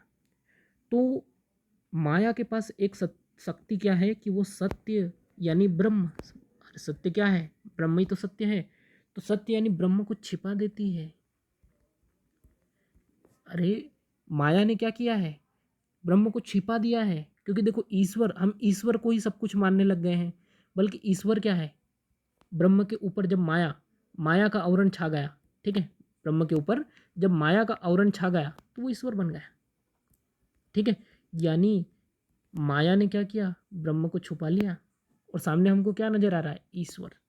यानी माया की एक शक्ति क्या है, आवरण शक्ति। ये 2 मार्कर में पूछ सकता है, ठीक है, इसको अच्छे से देख लेना कि माया की 2 शक्तियाँ हैं। एक होती है आवरण शक्ति, आवरण शक्ति के द्वारा माया क्या करती है, सत्य यानी ब्रह्म को छुपा लेती है। तो जैसे ब्रह्म के ऊपर माया का आवरण छा गया तो ईश्वर दिखाई दे रहा है, हमको क्या दिखाई दे रहा है, ईश्वर ईश्वर सब कुछ नजर आ रहा है, ठीक है। एक होती है विक्षेप शक्ति। विक्षेप शक्ति क्या होती है, तो इसमें हमको वास्तविक के स्थान पर अवास्तविक चीजें नजर आती है। इसमें हमको क्या होता है, वास्तविक के स्थान पर क्या होता है, अवास्तविक चीजें नजर आती है। ये भी एक माया की वो शक्ति है, ठीक है। अवास्तविक चीजें हमको नजर आने लग जाती है, जैसे जैसे रज्जु सर्प। इसका सबसे अच्छा उदाहरण क्या हो जाएगा, रज्जु सर्प। रज्जु सर्प यानी रज्जु सर्प की अगर हम बात करें तो जैसे हमको रस्सी में, ठीक है, रस्सी में सांप नजर आ जाता है ना, कभी कभी हम कंफ्यूज हो जाते हैं, रस्सी ऐसी नजर आती है जैसे सांप हो। तो रस्सी में जो सांप नजर आया, वास्तविक रूप में वो सांप है क्या, नहीं है, वो है क्या, रस्सी है। लेकिन माया की विक्षेप शक्ति के कारण हमको वो क्या नजर आ गया, सांप नजर आ गया। तो चीज क्लियर है यहाँ पे, ठीक है। तो माया की 2 शक्तियां हैं, आवरण शक्ति, विक्षेप शक्ति। आवरण शक्ति के माध्यम से वो सत्य को छुपा लेती है और विक्षेप शक्ति के माध्यम से वो वास्तविक की जगह पे अवास्तविक दिखाती है, और जैसे रज्जु सर्प इसका उदाहरण हो जाएगा। बात आगे समझ में। इन्हीं एग्जाम्पल के माध्यम से आप लोगों को वहाँ पे एक्सप्लेन करना होगा। यकीन मानो आप एग्जाम्पल के माध्यम से लिखोगे आपको बहुत ज़्यादा नंबर मिलेंगे। तो ये था ईश्वर। अब हम बात करते हैं जगत की, ठीक है, कि शंकराचार्य ने जगत के बारे में क्या कहा है, जगत क्या है, ठीक है। अब हम इस पे विस्तार से चर्चा करते हैं। तो जगत क्या है, तो शंकराचार्य क्या कहते हैं, जगत मिथ्या है, जगत माइक है, जगत रज्जु सर्प के समान भ्रामक है। बात आई समझ में। किंतु आकाश कुसुम के समान असत भी नहीं है। जगत को लेकर शंकराचार्य पूर्ण रूपेण ये भी नहीं कह रहे हैं कि सब कुछ असत्य ही असत्य है, ये एकदम असत भी नहीं है। शंकराचार्य ये बात करें, जैसे उदाहरण की बात करें हम स्वप्न। आप जब तक स्वप्न में रहते हो, सपने में हो, तो आपको सपने में जो दुनिया वो सब कुछ सच नजर आता है। बात आई समझ में। जैसे आपको रात में पीएससी का सपना आया कि मेरा सिलेक्शन हो चुका है, मैं डीएसपी डीसी बन चुका हूँ, बन चुकी हूँ, ऐसी फीलिंग आती है सपने में। सपने में आप मस्त खुश हो, ठीक है, रिश्तेदारों के सबके चेहरे लटक गए हैं, ठीक है, सबके सब टेंशन में है कि ये कैसे हो गया, ठीक है, सबके सब रिश्तेदार दुखी हैं। तो इस टाइप की जो घटना आप सपने में अक्सर देखते रहते होंगे, ठीक है। तो ये जो सपना है, सपने की स्थिति में तो हमको बड़ा अच्छा लगता है, सब कुछ सच नज़र आता है। लेकिन जैसे ही जागते हैं तो हमको लगता अरे यार ये तो भ्रम है हमारा, अरे यार ये तो सपना था। बस ऐसे ही जगत है। ये जगत में आप जो भी चीज़ें देख रहे हो ये सब क्या है, ये अभी हम सोए हुए हैं, ये सपना चल रहा है। जिस दिन जागेंगे उस दिन लगेगा अरे ये तो क्या था, हम तो सब भ्रामक चीज़ें देख रहे थे, सब कुछ क्या था, ब्रह्म था। बात आई समझ में कि शंकराचार्य ने स्वप्न के उदाहरण से इनको समझाया कि सपने में हमको क्या लगता है, सब कुछ सही लगता है, सब कुछ जो हो रहा है सपने की दुनिया हमको सब सही दुनिया लगती है, ठीक है। लेकिन जैसे ही जागते हैं तो लगता है अरे यार ये तो सपना था। तो बस वैसे ही ये जगत क्या है, ये जगत जो है ये आकाश कुसुम के भांति असत भी नहीं है, लेकिन ये मिथ्या है, माइक है, रज्जु सर्प के समान है, ठीक है। जिस दिन हमको ज्ञान होगा कि ये रज्जु सर्प जो है वो सर्प नहीं है, ये तो रस्सी है, उस दिन हमको लगेगा कि अरे ये तो सपना था। बात आई समझ में। तो ये इसी एग्जाम्पल के माध्यम से हमको जगत को एक्सप्लेन करना है। अब जगत क्या है, अध्यास है। अब अध्यास क्या होता है, ये अलग कन्फ्यूजन हो गया होगा आप लोगों को। अध्यास, अध्यास यानी जो वस्तु जहाँ नहीं है उसका अनुभव होना। अध्यास किसको कहेंगे, जो वस्तु जहाँ नहीं है वहाँ उसका अनुभव होना ही अध्यास कहलाता है, ठीक है। ये ध्यान रखना है, जहाँ जो वस्तु नहीं है वहाँ उसका आभास होना ही अध्यास। जैसे रज्जु सर्प में सर्प नहीं है, वो रस्सी है, लेकिन उसका आभास हो रहा है, तो ये क्या अध्यास है। ऐसे ही जगत जो है वो जगत वास्तविक नहीं है, लेकिन हमको उसका आभास हो रहा है, यानी जगत वास्तविक है। बात आ रही ना समझ में। ये अध्यास है, जगत क्या है, अध्यास है, वास्तविक नहीं है, लेकिन हमको ऐसा लग रहा है कि ये वास्तविक है। जैसे रज्जु सर्प वास्तविक नहीं है, लेकिन हमको लगता है कि रज्जु सर्प भी वास्तविक है, ठीक है। और माया के कारण ही जगत हमको क्या लगता है, वास्तविक लगता है। ये सब माया के कारण हो रहा है। माया के कारण ही हमको समस्त विश्व वास्तविक लगता है, लेकिन ये वास्तविक है नहीं। ठीक है। तो इस प्रकार शंकर ने जगत को व्यवहारिक दृष्टि से सत्य मानते हुए भी परमार्थिक दृष्टिकोण से असत्य माना है। अब ये मत कहना सर ये व्यवहारिक क्या है, परमार्थिक क्या है, क्योंकि मैं ऊपर में 2 बार समझा चुका हूँ, व्यवहारिक, परमार्थिक, ठीक है, प्रतिभाषिक। ठीक है। तो शंकर के अनुसार जो जगत है वो व्यवहारिक दृष्टि से तो सत्य है, लेकिन परमार्थिक दृष्टिकोण से असत है। चीज आ गई ना समझ में? तो मेरे हिसाब से आप इसको अच्छे से समझ चुके होंगे। ठीक है। और यही शंकराचार्य का जगत प्रपंच भी था। ठीक। अब हम बात करते हैं किसकी, आत्मा और जीव की। आत्मा और जीव, इन पे शंकराचार्य के क्या विचार है। तो शंकर ने अपने वेदांत दर्शन में आत्म तत्व की सत्ता को स्वीकारा है। शंकराचार्य आत्मा की सत्ता को अस्वीकार नहीं करते हैं, वो कहते हैं कि आत्मा है। ठीक है। और ब्रह्म और आत्मा में कोई तात्विक भेद नहीं है। तत्व के रूप में अगर देखें तो ब्रह्म और आत्मा एक ही है, अंततः हमको ब्रह्म में जाकर ही मिलना है। ठीक है। तो विशुद्ध चेतन तत्व ही ब्रह्म है और दोनों में तात्विक भेद नहीं है। आत्मा सत है, चेतना उसका स्वरूप है और ब्रह्म के समान ही आनंदपूर्ण है।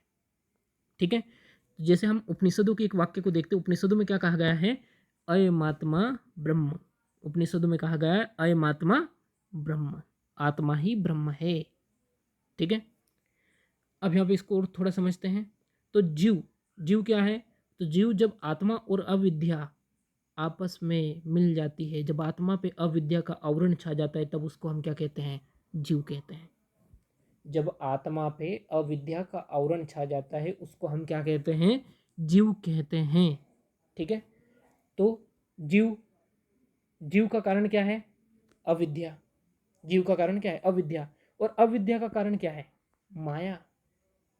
बात आ रही समझ में मैं क्या कहना चाह रहा हूं, कि भाई जब आत्मा पर अज्ञानता या अविद्या का आवरण होता है तो वो जीव रूप होती है, और जीव और आत्मा या ब्रह्म का ही अविद्याग्रस्त व्यवहारिक रूप है।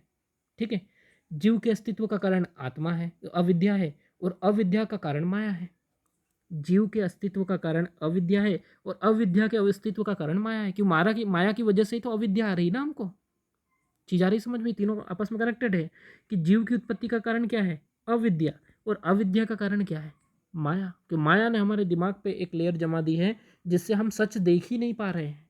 हमारे आंखों के सामने एक पर्दा छा चुका है, हम सच देख ही नहीं पा रहे हैं। हमको सब कुछ लग रहा है पीएससी ही सत्य है। ठीक है। लेकिन ब्रह्म ही सत्य है, ये बात समझ लेना। ठीक है। अब यहाँ पे क्या होता है, आत्मा और जीव में कभी अंतर पूछ ले तो परमार्थिक स्तर पर आत्मा का अस्तित्व होता है, व्यवहारिक स्तर पर जीव का अस्तित्व होता है। आत्मा मुक्त है ना, पर जीव तो बंधनग्रस्त है। क्यों, अविद्या के बंधन में बंध चुका है, माया के बंधन में बंध चुका है ये। ठीक है। आत्मा एक है पर जीव तो अनेक है। भाई आत्मा तो एक ही है लेकिन जीव तो अनेक है। आत्मा शरीर रहित है, शरीर कहाँ होता है आत्मा का, लेकिन जीव जो होता है उसमें शरीर होता है। यानी आप लोगों का शरीर है यानी आप जीव हो, और अगर आप लोगों का शरीर नहीं है, सिर्फ आत्मा ही आत्मा है, तो समझ जाओ आप मुक्त हो। ठीक है। सिर्फ ज्ञाता, आत्मा क्या होती है, सिर्फ ज्ञाता, लेकिन जीव क्या होता है, ज्ञाता भी होता है, कर्ता भी होता है, भोगता भी होता है। आप जानते भी हो, आप करते भी हो, और फिर भुगतते भुगतते भी हो। ठीक है। अब बात होती है कि आत्मा एकमात्र सत्ता, तो फिर जीवों में अंतर क्यों। जैसे ऊपर हमने पढ़ा कि भाई आत्मा एक है पर जीव अनेक है। भाई आत्मा जब एक है तो जीव भी एक ही होना चाहिए ना, जीव अनेक क्यों है। तो इसके संबंध में शंकराचार्य ने 2 सिद्धांत दिए हैं। एक हो जाएगा प्रतिबिंबवाद और एक हो जाएगा अवच्छेदवाद। शंकराचार्य ने 2 सिद्धांत दिए हैं। कौन कौन से, एक प्रतिबिंबवाद, एक हो जाएगा अवच्छेदवाद। ठीक है। अब ये सिद्धांत है क्या, इन सिद्धांतों पर प्रकाश डालते हुए शंकराचार्य क्या कहते हैं। ठीक है। तो इन सिद्धांतों को अगर हम विस्तार से समझें तो यहाँ पर शंकराचार्य जो है वो कुछ चीज़ों को, कुछ नई बातों को समझाने की कोशिश करते हैं। जैसे जैसे प्रतिबिंबवाद में शंकराचार्य कहते हैं कि एक चंद्रमा जो है, हम चंद्रमा के प्रतिबिंब की बात करें तो चंद्रमा का जो प्रतिबिंब है, ये प्रतिबिंब हमने 2 जगह बनाया। कहाँ पे, एक साफ जल में और एक गंदे जल में।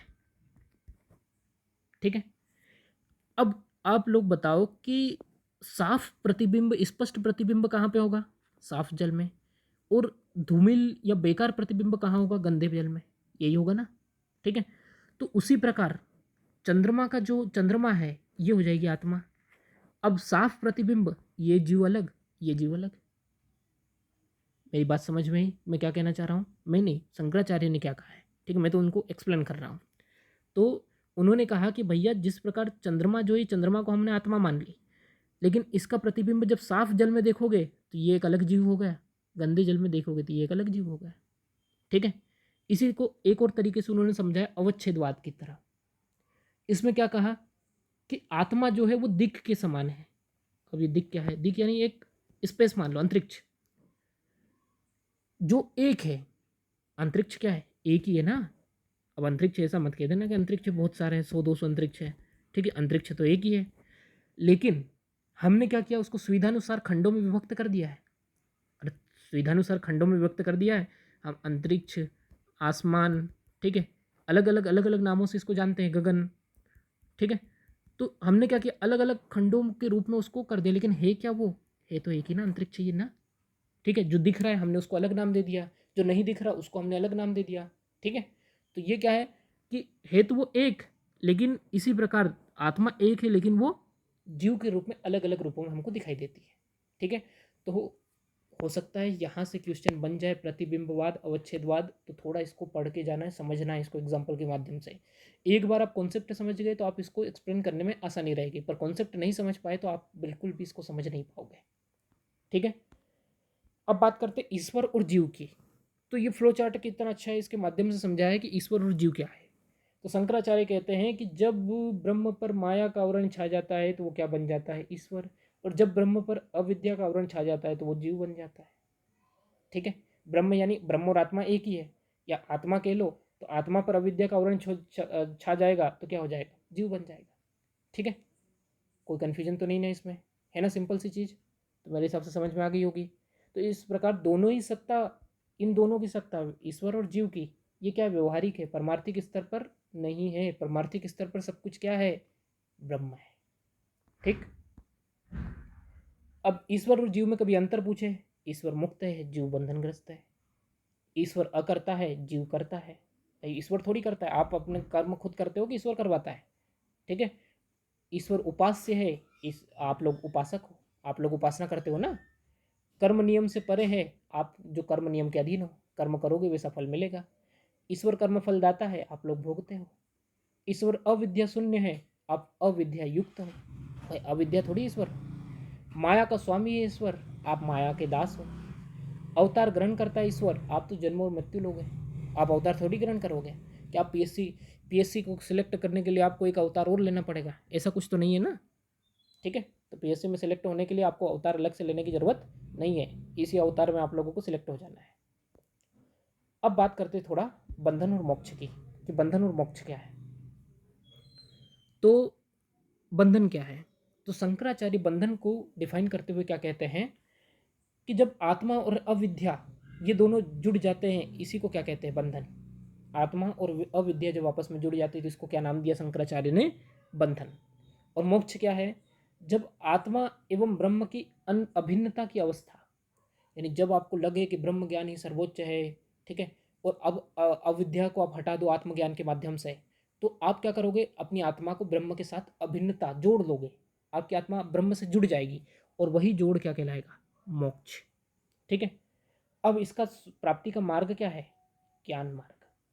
शंकराचार्य का ध्यान रखना है, कभी क्वेश्चन बन जाए कि भाई मोक्ष प्राप्ति का मार्ग क्या बताया शंकराचार्य ने, तो शंकराचार्य ने ज्ञान मार्ग की बात कही है, यानी ज्ञान के माध्यम से ही संभव है क्या? मोक्ष, ठीक है। भक्ति इसमें सहायक है, ज्ञान मार्ग में भक्ति क्या है? सहायक है, पर भक्ति ही सब कुछ नहीं है। ज्ञान मार्ग के माध्यम से ही आपको मोक्ष की प्राप्ति हो सकती है, ठीक है। अब इसके साधन क्या है? तो शंकराचार्य यहाँ पे साधनों की बात करते हुए क्या कहते हैं कि इसके 4 साधन हैं, जिनको क्या कहा गया है? साधन चतुष्टय। ये कौन कौन से हैं? तो सबसे पहला शंकराचार्य बताते हैं विवेक। विवेक क्या है? नित्य अनित्य का भेद, यानी आप जो है जो नहीं है, नित्य और अनित्य में भेद सीख जाए, ठीक है।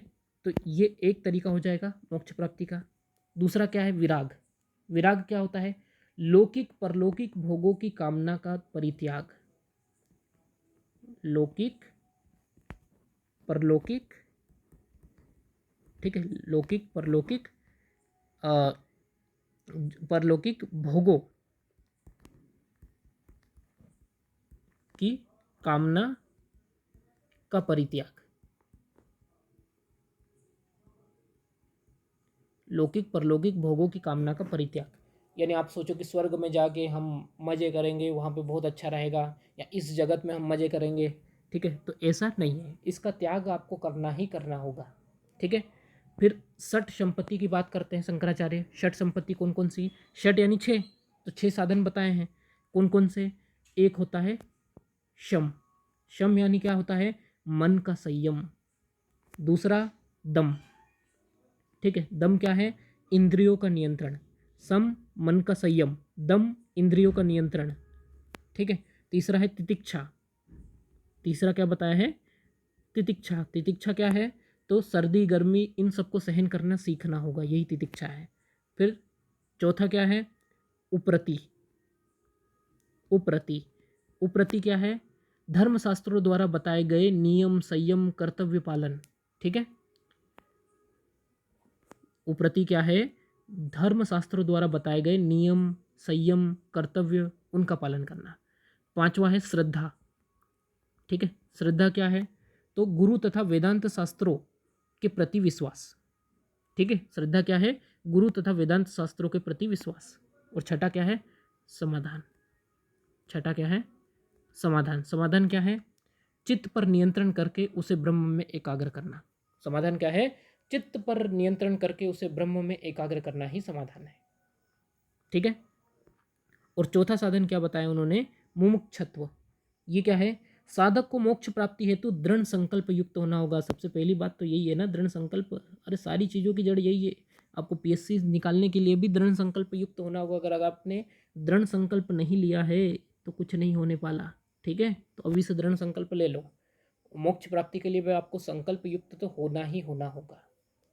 जब आप इन साधन चतुष्टय से युक्त हो जाओगे तो आप ज्ञान मार्ग पर चलने लग जाओगे, और आपकी जो साधना होगी वो 3 चरणों में संपन्न होगी, ठीक है। 3 चरणों में संपन्न होगी। कौन कौन से 3 चरण? श्रवण, मनन, निधिध्यासन। श्रवण यानी आप क्या करोगे? उपनिषदों को ज्ञान प्राप्त करोगे। श्रवण के माध्यम से ही तो आप उपनिषदों का ज्ञान प्राप्त करोगे। अरे पुराने समय में यही तो होता था। फिर मनन, मनन यानी क्या करोगे? तार्किक चिंतन करना। आप क्या करोगे? तार्किक चिंतन करना शुरू करोगे। फिर एक होता है क्या? निधिध्यासन। इसमें ब्रह्म जीव एकता का तत्व निरंतर ध्यान करना, जब तक कि एकत्व की प्राप्ति या अनुभूति नहीं होती। यानी लगातार ध्यान करना होगा आप लोगों को। लगातार ध्यान करते जाओगे आप जब तक कि आत्मा और ब्रह्म एक नहीं हो जाते। चीज आ रही ना समझ में? ठीक है। तो इस तरीके से आपको मोक्ष की 3 चरणों में प्राप्त हो जाएगा। अब मोक्ष की प्राप्ति की अवस्था जो है, तो शंकराचार्य ने 2 अवस्थाओं की बात कही है, सदेह और विदेह। सदेह यानी शरीर के साथ, विदेह यानी शरीर के बिना, ठीक है। सदेह, सदेह के अंतर्गत क्या हो जाएगा कि साधक को जीवित अवस्था में ही आत्मा एवं परमात्मा के एकत्व का ज्ञान हो जाता है। आपको जीवित अवस्था में ही ज्ञान की प्राप्ति हो जाए, आत्मज्ञान की प्राप्ति हो जाए, तो आपको क्या लगेगा कि हाँ भैया हमें मोक्ष की प्राप्ति हो चुकी है। जैसे कि शंकराचार्य को हुआ था, उनको जीवित अवस्था में ही ब्रह्म का ज्ञान हो गया था, ठीक है। तो अब क्या होता है कि ब्रह्म ज्ञान से सभी कर्मफल नष्ट नहीं होते हैं। पूर्व के जो संचित कर्म के कारण शरीर बना रहता है। यही तो होगा ना कि भाई मान लो आपको आज ब्रह्म का ज्ञान हुआ, लेकिन आपके पिछले जन्म के कुछ कर्म ऐसे होंगे जिनका फल आपको भोगना होगा, ठीक है। तो इस कारण आपका जो शरीर है वो तो बना रहेगा ना। आपका जो शरीर है तो बना रहेगा। आपको उन कर्मों का फल तो भोगना ही पड़ेगा आपके शरीर को, जो आपने पास्ट में किए हैं, ठीक है। उदाहरण के लिए हम समझें तो कुम्हार के चक्र से दंडी का हटा लेने के बाद भी कुछ समय तक घूमता रहता है। अरे भाई कुम्हार है, कुम्हार को आपने देखा होगा, एक गोल गोल गोल गोल गोल गोल चक्र वो चलता रहता है, और यहाँ पे वो मिट्टी का कुछ रखा रहता है जिसमें वो आकृति देता रहता है। अब ये गोल गोल घूम रहा है, ठीक है, इस दिशा में घूम रहा है। अब जैसे ही वो उसको घुमाने के लिए क्या करता है, घुमाने के लिए एक वो दंडिका लेता है और उसको चारों ओर घुमा देता है। अब वो जैसे ही दंडिका ये हटा लेगा, हटाने के बाद भी ये कुछ समय तक गोल गोल घूमता रहेगा ना।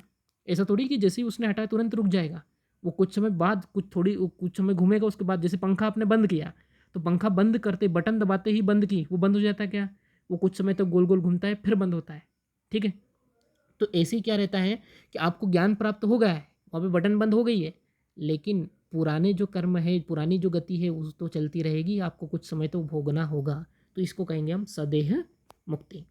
और विदेह में क्या हो जाएगा, जब व्यक्ति दोनों प्रकार के शरीर स्थूल सूक्ष्म की मुक्ति पा लेता है और प्रारब्ध कर्मों का क्षय हो जाता है, तो वो क्या रहता है, विदेह मुक्ति। यानी आपने पुराने कर्मों को भी भोग लिया है और अब आपको ज्ञान भी हो गया और ये जो चक्र चल रहा था ये चक्र भी रुक गया, तो अब आपको विदेह मुक्ति प्राप्त हो जाएगी। ठीक है, और शंकराचार्य क्या कहते हैं, प्राप्ति ही प्राप्ति, यानी भैया आप जो है वो कोई नई चीज प्राप्त नहीं कर रहे हो। मोक्ष दरअसल आपको पहले से ही, आत्मा जो है आपकी मुक्त थी, आपने उसको फिर से मुक्त कर दी। आत्मा पहले से ही मुक्त थी, उसको फिर से मुक्त कर दी। वो जीव में बंधन में बंध गई थी, यानी आपने क्या किया, जो पहले से प्राप्त था आपको उसी को प्राप्त किया है, ऐसा नहीं है कि कुछ नया है। शंकराचार्य इस तरीके से ये बात दर्शाते हैं, क्योंकि भैया आपकी आत्मा पहले से ही आत्मा थी, बस हमने क्या किया, अविद्या को हटाया है और उसको फिर से मुक्त कर दिया है, तो मुक्त को ही हमने मुक्त किया है, ऐसा शंकराचार्य कहते हैं। अब हम इस बार के पीएससी के एक क्वेश्चन पे आते हैं, जो इस बार 200 शब्दों में पूछा था, विवर्तनवाद, या इसको हम कहें कार्यकरण का सिद्धांत। ठीक है, तो शंकराचार्य के विवर्तनवाद पर टिप्पणी करने को आया था इस बार। अब थोड़ा समझते हैं कि क्या है। तो विवर्तनवाद, या फिर हम साधारण भाषा में कहें कार्यकरण का सिद्धांत, ये है क्या। ठीक, तो इसके अनुसार शंकराचार्य कहते हैं कि कार्य कारण की प्रतीति मात्र है, वास्तविक रूपांतरण नहीं। अब आप कहोगे कि सर ये तो समझ में नहीं आया, ये क्या बोल दिया आपने। कार्य कारण की प्रतीति मात्र है, वास्तविक रूपांतरण नहीं। ठीक है, जैसे जैसे इसको उदाहरण से हम समझते हैं। जैसे हमने दूध लिया, जैसे हमने क्या किया, दूध लिया और उससे क्या किया, दही बनाया। ठीक है, हमने दूध से क्या किया, दही बनाया। अब हमने क्या किया, एक पत्थर लिया, हमने क्या किया, एक पत्थर लिया। क्या इस पत्थर से भी दही बन सकता है,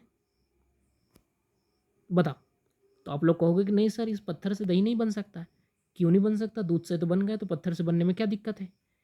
क्यों नहीं बन सकता, क्योंकि दूध में कहीं ना कहीं दही है। ठीक है, कार्य कारण की प्रतीति मात्र है, यानी जो कार्य हुआ है, क्या कार्य हुआ है, दही बना है, ये इसका कारण क्या है, दूध है ना।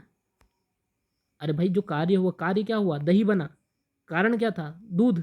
ठीक है, तो इसकी प्रतीति मात्र, क्योंकि दूध में दही था इसलिए दही बन गया, लेकिन पत्थर में दही नहीं है तो पत्थर से दही नहीं बन सकता। बात आई समझ में। तो कार्य कारण की प्रतीति मात्र है, वास्तविक रूपांतरण नहीं है।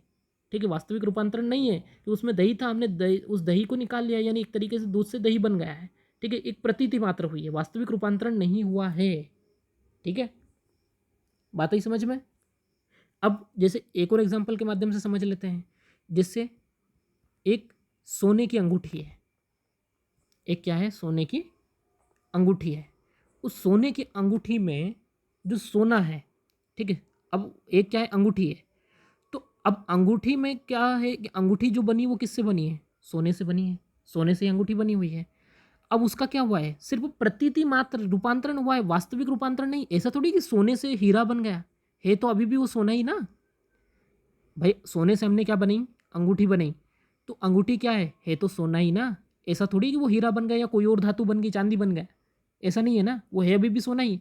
तो भाई क्या है, कार्य कारण की प्रतीति मात्र है, वास्तविक रूपांतरण नहीं हुआ है यहाँ पे। ऐसा थोड़ी कि सोने से कोई नवीन पदार्थ तो बन चुका है, बस सोने का हमने क्या किया है, एक रूपांतरण किया है, और रूपांतरण में भी प्रतीति मात्र। चीजें ही समझ में, यही विवर्तनवाद है। तो ऐसे ही शंकराचार्य क्या कहते हैं कि ब्रह्म की जगत जो है वो ब्रह्म की प्रतीति है। जगत जो है वो क्या है, ब्रह्म की प्रतीति है, वास्तविक रूपांतरण नहीं है। यानी हम जगत को ही सब कुछ नहीं मान लेते। जगत मतलब जो भौतिक रूप में आपको दिख रहा है, माया, ईश्वर, भौतिक वस्तुएं, ठीक है, ये वास्तविक रूप में नहीं है, ये ब्रह्म की प्रतीति मात्र है। यदि कार्य पहले से ही कारण में उपस्थित न हो तो फिर कार्य की उपस्थिति में कैसे। उदाहरण, पत्थर को लाख घिसने पर भी घी नहीं निकलेगा। बात ही समझ में।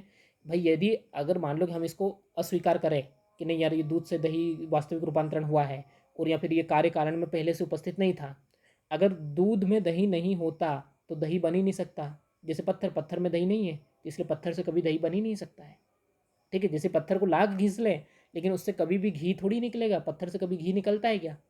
नहीं निकलेगा। ठीक है, इसी प्रकार जगत अपनी उत्पत्ति से पूर्व ईश्वर में ही विद्यमान था।